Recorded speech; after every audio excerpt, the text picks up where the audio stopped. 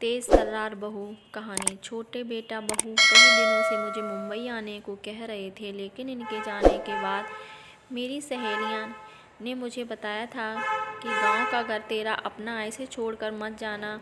वैसे ही छोटी बहू तेज़ तर्रार है, उसे तेरी नहीं पटेगी, इसलिए उनके पास जाने की मेरी हिम्मत नहीं हो रही थी। ऐसा नहीं था कि यहाँ गांव में बड़े बेटा बहू मुझे बहुत प्यार से रखते थे। वास्तव में बड़ी बहू तो कभी सीधे मुंह भी बात नहीं करती थी। घर में उसके अलावा मेरा काम करने वाला कोई ना था। मजबूरन मुंह फुलाकर ही वो मेरा काम करती थी। फिर भी मैं सोचती कि चाहे मुंह फुलाकर ही करती, मेरा काम तो कर देती है ना, उतना ही काफ़ी है। मन में समाधान तो करना ही होगा। ये घर मेरा ही है, इसलिए मैं अधिकार से इस घर में रह सकती हूँ। यही सब सोचकर मैं मुंबई जाने से कतरा रही थी।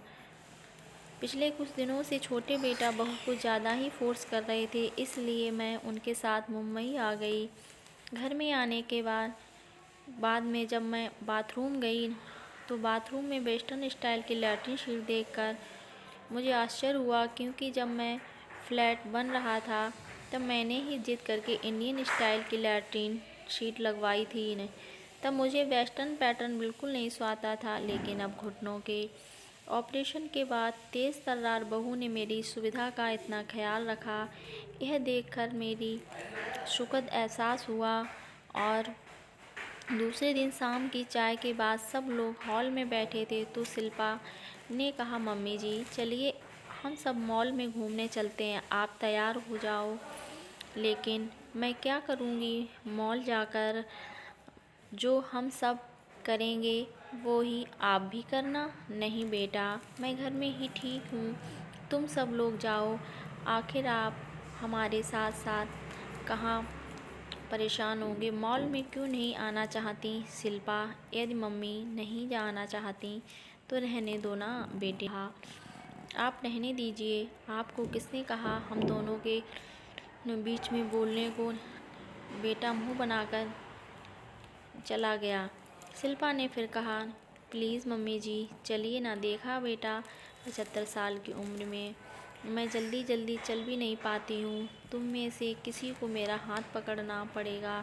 मेरी वजह से तुम लोगों को भी धीरे धीरे चलना पड़ेगा। ऐसे में बिना वजह से तुम सबका मज़ा भी किरकिरा हो जाएगा। और मॉल में वो क्या बोलते हैं, एक्सीलेटर आदि पर चलना भी मुझे नहीं आता। मम्मी जी, जब आपके छोटे बच्चे थे, छोटे छोटे पैरों से तेज़ नहीं चल सकते थे, तब आप भी उनके साथ धीरे धीरे ही चलती थी ना।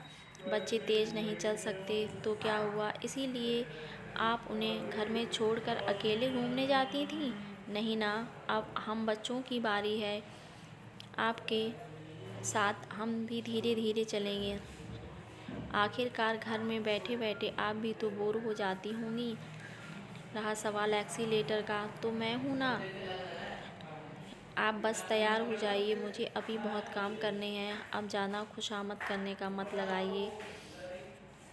इतना कहकर शिल्पा जल्दी जल्दी किचन में चली गई। बेटे ने काम सारी।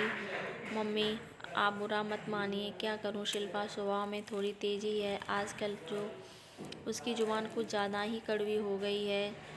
बहू की प्यार भरी डांट से मेरी आंखें भीग गईं। मैंने कहा, बेटा मीठा बोलने वाले तो बहुत देखे, लेकिन शिल्पा के तेज स्वभाव में भी एक अपनापन है। मैं सालों से इसी अपनेपन के लिए तरस रही हूँ। जाकर तू भी तैयार हो जा, नहीं तो तुझे भी डांट खानी पड़ेगी। मॉल में जाने पर मैंने देखा कि ग्राउंड फ्लोर पर तो उनका ज़्यादा कुछ है ही नहीं, ऊपर ही जाना पड़ेगा। बहू रानी जिद करके मुझे मॉल ले गई, लेकिन अब मैं एक्सीलेटर से ऊपर कैसे जाऊंगी? सब मुझे देखकर हंसेंगे। ये सब सोच सोच कर मैं परेशान हो रही थी। इतने में शिल्पा बोली, मम्मी जी हम यहाँ 5 मिनट एक्सीलेटर के पास खड़े रहते हैं। आप आते जाते लोगों को ध्यान से देखिए, वे कैसे पहली सीढ़ी पर पैर रखते हैं, कैसे बिंदास होकर एक्सीलेटर पर चलते हैं, जैसे कि घर की सीढ़ियाँ चढ़ रहे हों। सब अच्छे से देखिए ताकि आपकी घबराहट कम हो। मैंने आने जाने वालों को अच्छे से देखने लगी। मुझे किसी के भी चेहरे पर थोड़ा सा भी डर नहीं दिखा। ये सब देखकर मेरा डर भी कुछ कम हुआ। शिल्पा ने कहा, मैं आपका हाथ पकड़ कर रखूँगी, आप बिल्कुल ना घबराते हुए मेरा हाथ पकड़ कर रखिए। चलिए, क्या अब आप एक्सीलेटर पर चलने को तैयार हैं? हाँ ठीक है। ऐसा कहकर मैंने शिल्पा का हाथ कसकर पकड़ लिया। उस वक्त मुझे ऐसा लगा जैसे मैं एक बच्ची को हूँ और वो मेरी माँ, जो अपने बच्चे का हाथ पकड़कर उसे एक्सीलेटर पर चलना सिखा रही है। जैसे ही हमने पहली सीढ़ी पर पैर रखा, मेरा बैलेंस थोड़ा सा बिगड़ा, लेकिन शिल्पा का हाथ पकड़ते हुए होने से जल्दी ही मैं संभल गई। मैं कुछ सोचती उसके पहले ही हम लोग ऊपर पहुंच भी गए। जब भी मैं पिक्चरों में एक्सीलेटर देखती, तब हमेशा सोचती थी, काश क्या मैं भी कभी ऐसी सीढ़ियों पर चढ़ पाऊंगी। मुझ बुढ़िया को कौन ले जाएगा मॉल आदि में, मेरे साथ धीरे धीरे कौन चलेगा आदि।